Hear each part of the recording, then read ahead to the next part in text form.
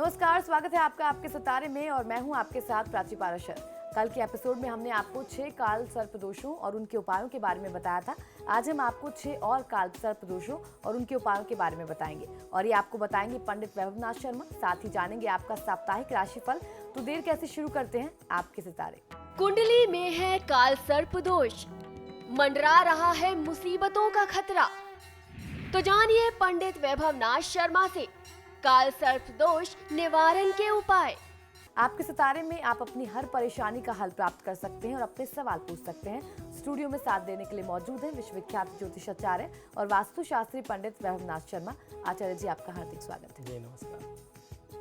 तो यदि आपके मन में भी कोई सवाल है तो आप भी हमें कॉल कर सकते हैं। हमारे नंबर्स लगातार आपकी टीवी स्क्रीन पर फ्लैश किए जा रहे हैं। आप हमें हमारे टोल फ्री नंबर पर भी कॉल कर सकते हैं। आप हमसे सीधी बात कर सकते हैं। हमारा टोल फ्री नंबर है 1800-102-6303। आप इस नंबर पर मुफ्त में कॉल करें। इसके अलावा आप हमारे लैंडलाइन नंबर्स 0120-464-6332, 0120-464-6327 पर भी कॉल करके हमसे सीधी बात कर सकते हैं। तो चलिए सबसे पहले आचार्य जी से जान लेते हैं कि आने वाले पूरे हफ्ते में कौन कौन सी मुख्य तिथियां पड़ने वाली हैं। जी बिल्कुल, हम लोग चर्चा कर रहे हैं आगामी सप्ताह 18 से 25 अप्रैल की बात कर रहे हैं। तो आइए जानते हैं कि इस आगामी सप्ताह में कौन कौन सी विशेष तिथियां पड़ने वाली हैं। 20 अप्रैल सोमवार को परशुराम जयंती पड़ेगी। इसके बाद 21 अप्रैल मंगलवार के दिन अक्षय तृतीया का संयोग बन रहा है। बहुत अच्छा संयोग है, इस तिथि का आपको लाभ लेना चाहिए। 25 अप्रैल शनिवार को गंगा सप्तमी होगी। तो इस सप्ताह में ये 3 प्रमुख तिथियां हैं जो विशेष रूप से मनाई जाएंगी। चलिए अब जान लेते हैं 12 राशियों का राशिफल, जिसमें बात करेंगे मेष राशि वाले जातकों का आने वाला सप्ताह कैसा रहने वाला है। मेष राशि वाले जातक लोगों के लिए परिवार में आनंद और उत्साह का वातावरण रहेगा। ऑफिस में नौकरी में आय में पदोन्नति की प्राप्ति हो सकती है। आपके लिए ऑफिस में संयोग बहुत अच्छे बनते हैं। आपको आय बढ़ जाए, कहीं ना कहीं से पदोन्नति हो जाए, ऐसे संयोग बन रहे हैं। माता जी की तरफ से आपको बहुत अच्छा लाभ मिलने वाला है। माँ का सहयोग रहेगा और आप अपने घर में कुछ बदलाव करना चाहते थे, कुछ नया निर्माण करना चाहते थे या अपने घर में आप कुछ इंटीरियर्स में बदलाव करना चाहते थे, तो वो इस तरीके का काम आप अपनी जिम्मेदारी में ले सकते हैं। उच्चाधिकारी जो होंगे आपके ऑफिस में, वो आपके काम की सराहना करेंगे, आपके काम से प्रभावित रहेंगे। सहकर्मियों का सहयोग आपको प्राप्त होगा। शारीरिक स्वास्थ्य बनाए रखने की आपको आवश्यकता होगी। अपने स्वास्थ्य का आप ध्यान रखिएगा। इस आगामी सप्ताह को शुभ बनाने के लिए हनुमान चालीसा का पाठ आपको करना चाहिए और ध्यान रखना है कि आप रुपए पैसे किसी को उधार ना दें। तो चलिए अब जान लेते हैं वृषभ राशि वालों का ये पूरा सप्ताह कैसा रहने वाला है। वृषभ राशि वाले जातक लोगों के लिए इस सप्ताह के प्रारंभ में परिवार के सदस्यों के साथ आपको सौहार्दपूर्ण समय व्यतीत करने का अवसर प्राप्त होगा। लंबे समय की योजनाएं बनाने के लिए यह समय अनुकूल कहा जा सकता है। सांख्यिकीय क्षेत्रों से जुड़े जातकों को धन लाभ की संभावना बनेगी। आप आत्मविश्वास के साथ नए कार्यों को प्रारंभ कर पाएंगे। धन पद प्रतिष्ठा की प्राप्ति हेतु ये समय अनुकूल कहा जा सकता है। इस समय में आपको लाभ अच्छा मिल सकता है। इस आगामी सप्ताह को शुभ बनाने के लिए भगवान श्री कृष्ण की पूजा आराधना आपको करनी चाहिए और अभी कोई नई साझेदारी यानी नई पार्टनरशिप में कोई नया काम अभी आप मत शुरू करिए। और अब जान लेते हैं मिथुन राशि वाले जातक अपने सप्ताह को शुभ बनाने के लिए क्या उपाय करें। मिथुन राशि वाले जातक लोगों के लिए इस सप्ताह आपको वाणी और क्रोध पर नियंत्रण रखना बहुत आवश्यक होगा, वरना अनर्थ की स्थिति का सामना करना पड़ सकता है। सर्दी और कफ के कारण आपका स्वास्थ्य प्रभावित रहेगा। मानसिक व्यग्रता का आप अनुभव कर सकते हैं। खर्चों में वृद्धि होगी। गलत मित्रों की संगत से कुसंगति आपको कुमार्ग पर न ले जाए, इसका आपको ध्यान रखना चाहिए। भगवान श्री विष्णु की पूजा आराधना करना और केसर का तिलक स्वयं धारण करना, भगवान विष्णु को अर्पित करना आपके लिए सर्वोत्तम होगा। धन के निवेश से बचें और अपनी मित्र मंडली का ध्यान दें। गलत संगत से बचना चाहिए। और अब जान लेते हैं कर्क राशि वाले जातकों के सितारे इस पूरे सप्ताह क्या कहते हैं। कर्क राशि वाले जातक लोगों के लिए किसी भी मामले में तुरंत निर्णय लेने की आपकी वृत्ति रहेगी। सप्ताह के मध्य में निवेश संबंधी मामलों में आप गंभीरता से विचार विमर्श करेंगे। संतान का स्वास्थ्य या विद्याभ्यास संबंधी प्रश्न चिंता का कारण बन सकते हैं। विद्यार्थी वर्ग को अच्छे नतीजे, अच्छे रिजल्ट्स लाने के लिए खूब मेहनत करनी पड़ेगी। आप अपनी स्टडी टेबल पे भगवान गणेश का एक फोटो, एक चित्र कुछ आप रखते हैं तो आपको नकारात्मकता को दूर करने में काफी सहायता मिल सकती है। गौरी जी का ध्यान करना, माँ गौरी यानी माता पार्वती की पूजा आराधना आपके लिए सर्वोत्तम होगी। व्यर्थ की भागदौड़ करने से आपको बचना चाहिए। और चलिए अब जान लेते हैं सिंह राशि वाले सप्ताह को शुभ बनाने के लिए क्या उपाय करें। सिंह राशि वाले जातक लोग इस सप्ताह किसी नई परियोजना पर अपने सहयोगियों से आपकी लंबी बातचीत, लंबी चर्चा हो सकती है। खर्च की योजना भी बनाई जा सकती है। इस सप्ताह आपके सुखों में कहीं ना कहीं से कमी आने के संयोग बनते हैं। अभी आपके जीवन में भले ही मुश्किलों का दौर चल रहा हो, लेकिन आपको घबराना नहीं चाहिए। कुछ ही दिनों में फिर से परिस्थितियां आपके पक्ष में हो जाएंगी। आपकी सकारात्मक सोच लोगों को आपके और करीब लेकर के आएगी। इस सप्ताह को शुभ बनाने के लिए आदित्य हृदय स्तोत्र का पाठ आपको अवश्य करना चाहिए। इसका 3 पाठ यदि आप नियमित करते हैं तो आपको लाभ मिलेगा। और स्वास्थ्य संबंधी समस्या को आप नजरअंदाज बिल्कुल भी ना करें। और चलिए अब जान लेते हैं कि कन्या राशि वाले इस पूरे सप्ताह क्या करें। कन्या राशि वाले जातक लोगों को ये समझना होगा कि योजनाओं और रणनीतियों का आपस में बहुत गहरा संबंध है। इसलिए बेहतर रणनीतियों के तहत यदि आप योजनाओं को बना करके उनका क्रियान्वयन आप करते हैं तो आपको फायदा मिलेगा। ये आपके लिए ज्यादा लाभकारी सिद्ध होगा। पहले प्लानिंग बहुत अच्छे से करिए और फिर उसके बाद उसका इम्प्लीमेंटेशन भी उतनी ही सावधानी के साथ होना चाहिए। प्रतिस्पर्धा में, कंपटीशन में आप लोगों से आगे नजर आएंगे, लेकिन स्वयं की समस्याओं से भी साथ ही साथ आप घिरे रहेंगे। नए अनुबंधों से भविष्य में आपको लाभ मिलेगा। नकारात्मक विचारों को अपने ऊपर हावी न होने दें। अपने बौद्धिक कौशल से, अपने बुद्धि विवेक से कार्यक्षेत्र में आने वाली, परिवार में आने वाली बाधाओं को दूर करने में आप सक्षम नजर आएंगे। महिलाएं अपने निर्णय पर अडिग बनी रहें। शिक्षक वर्ग के लिए यह समय सामान्य कहा जा सकता है। इस सप्ताह का लाभ उठाने के लिए, इस सप्ताह को शुभ बनाने के लिए श्री राम रक्षा स्तोत्र का आपको पाठ करना चाहिए और वाद विवाद करने से आपको बचना चाहिए। और अब जान लेते हैं तुला राशि वाले क्या उपाय करें। इस सप्ताह दिमाग में चलती सैकड़ों बातें और अनेक तरह के विचारों के कारण आप अपना पूरा ध्यान अपने काम पर कंसंट्रेट नहीं कर पाएंगे। ऐसा संयोग आपके लिए बनता है, लेकिन आपको सहयोग निरंतर मिलता रहेगा और आपके अपने काम जो है वो अपने आप पूरे होते जाएंगे। लोगों की हेल्प से रुका हुआ कहीं ना कहीं से आपको पैसा प्राप्त हो जाए। बकाये धन प्राप्ति के बहुत अच्छे योग आपके लिए बन रहे हैं। दफ्तर में अपने व्यवहार में विनम्रता बनाए रखने की जरूरत है। आपके करियर के मामले में अगर कोई आपको अनुचित सलाह देगा तो आप उसको साफ साफ इनकार कर सकते हैं। थोड़ा सा आप स्ट्रेट फॉरवर्ड भी हो सकते हैं। इस हफ्ते में आमदनी बढ़ाने में आपको थोड़ा सा समय जरूर लग सकता है, लेकिन सफलता आपको अवश्य प्राप्त होगी। इस सप्ताह को शुभ बनाने के लिए श्री शनि चालीसा का पाठ कर लेना आपके लिए सर्वोत्तम होगा। और ध्यान रखना है कि जब भी आप किसी से भी बात करें, चाहे वो आपके बिजनेस टर्म्स के लोग हों या आपके परिजन हो, बहुत मीठे शब्दों का प्रयोग करना है। कठोर शब्दों का चयन करने से, प्रयोग करने से आपको बचना चाहिए। चलिए अब जान लेते हैं वृश्चिक राशि वाले जातकों की राशि इस पूरे सप्ताह क्या कहती है। वृश्चिक राशि वाले जातक लोग आने वाले सप्ताह में पूरे हफ्ते आप बहुत ज्यादा इमोशनल रहने वाले हैं। इसलिए किसी के भी बोलने से, थोड़ी सी भी कुछ बात कह देने से आपकी भावनाओं को ठेस पहुंच सकती है। आपका दिल जो है आहत हो सकता है। माताजी के स्वास्थ्य की चिंताएं आपको परेशान करेगी। अचल संपत्ति के मामले में कोई बड़ा निर्णय करना आपके लिए इस समय में सही नहीं होगा। मानसिक व्यग्रता और शारीरिक अस्वस्थता बनी रहेगी। विद्यार्थियों के लिए समय मध्यम कहा जा सकता है। आपका स्वाभिमान भंग हो जाए ऐसी स्थिति बनती है। ऑफिस या बिजनेस में सावधानी बरतने की आवश्यकता है। इस सप्ताह को शुभ बनाने के लिए कनकधारा स्तोत्र का आपको पाठ करना चाहिए और अविवेकपूर्ण निर्णय करने से, जल्दीबाजी में निर्णय करने से, बिना सोचे समझे कोई डिसीजन करने से आपको बचना चाहिए। और अब जान लेते हैं कि धनु राशि वाले जातकों की राशि इस सप्ताह क्या कह रही है और वो क्या उपाय करें। धनु राशि वाले जातक लोग इस सप्ताह आपके आसपास के सारे लोग आपकी बात, आपके व्यवहार और आपके विचार से प्रभावित होने वाले हैं। बेहतर रहेगा कि कोई भी बात कहने से पहले आप उस पर थोड़ा सा विचार कर लें, थोड़ा और चिंतन कर लें। घर परिवार में स्थिति थोड़ी सी तनावपूर्ण रह सकती है। जो भी अनबन हो उसे आपको सुलझा अवश्य लेना चाहिए। पैसों के कुछ अनापेक्षित अवसर आपको जल्दी ही मिलने वाले हैं, लेकिन इस पूरे हफ्ते आपको अनावश्यक खर्चों का नियंत्रण भी सहना पड़ेगा। सप्ताह के अंतिम कुछ दिनों में आप आर्थिक तौर पर कुछ पाने के लिए कुछ नए प्रयास करते हुए दिखाई देंगे। इस सप्ताह को शुभ बनाने के लिए देवी दुर्गा की पूजा आराधना आपके लिए सर्वोत्तम है, तो दुर्गा चालीसा का पाठ करें और ध्यान रखें कि आप किसी का अपमान न करें। और अब जान लेते हैं कि मकर राशि वालों की राशि इस पूरे सप्ताह क्या कहती है। मकर राशि वाले जातक लोगों के लिए इस सप्ताह जीवन को संवारने के सुखद पल आपको प्राप्त होंगे। लेन देन के वाद विवाद बखूबी हल होने वाले हैं।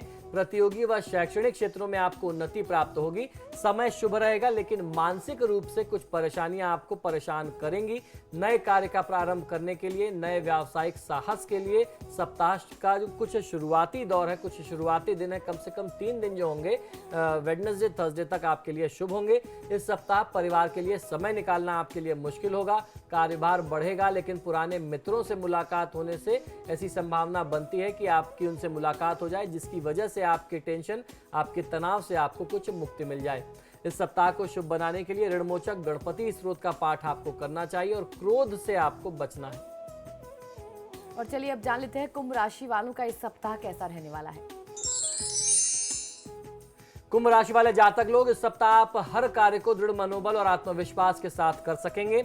इस सप्ताह धन के निवेश संबंधी मामलों पर आप अधिक ध्यान देंगे और आपको लाभ भी मिलेगा। साथ ही आपको संतान संबंधी कुछ चिंताएं भी रह सकती हैं। आप अपने जीवन साथी और परिजनों के साथ अच्छा समय व्यतीत कर सकेंगे। सामाजिक क्षेत्र में आपके मान सम्मान पद प्रतिष्ठा में वृद्धि हो, ऐसे लक्षण बनते हैं। इस सप्ताह को शुभ बनाने के लिए आपको भी देवी दुर्गा की पूजा आराधना करनी चाहिए और किसी भी प्रकार की चिंता आपको नहीं करनी है। समय और परिस्थिति आपके साथ है। और चलिए अब जान लेते हैं मीन राशि वाले इस सप्ताह क्या करें और क्या ना करें। मीन राशि वाले जातक लोगों के लिए इस सप्ताह आपको चिंतन लेखन कार्य में सफलता मिलने वाली है, लेकिन आपको यात्रा करने से बचना चाहिए। आकस्मिक खर्च की संभावना आपके लिए बनती है। घर में सुख शांति बनी रहेगी। आपको कामकाज में सफलता और यश की प्राप्ति होगी। किसी भी कार्य में आपका दृढ़ निश्चय बना रहने वाला है। इस हफ्ते को शुभ बनाने के लिए गणेश सहस्त्रनाम स्तोत्र का पाठ आपको करना चाहिए और तनावग्रस्त होने से आपको भी बचना है। फिलहाल यहाँ रुकेंगे एक छोटे से ब्रेक के लिए। ब्रेक के बाद जानेंगे आज का महाउपाय, तो बने रहिए हमारे साथ।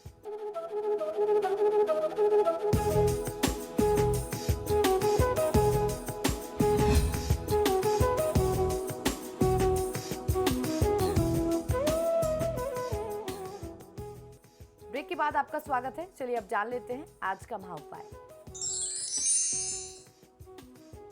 जी बिल्कुल, आज का महाउपाय बहुत ही विशेष है, क्योंकि आज हम आपको कालसर्प योग के बारे में बताने वाले हैं। कुछ कालसर्प योगों के बारे में हमने कल बात की थी, बाकी के बचे हुए 6 कालसर्प योगों पर आज हम चर्चा करने जा रहे हैं। तो आइए इस क्रम को आगे बढ़ाते हैं। जो 7वां कालसर्प योग है, इसे तक्षक कालसर्प दोष कहते हैं। किस प्रकार इसका प्रभाव होता है और क्या है इसका निदान, आइए मैं बताता हूं।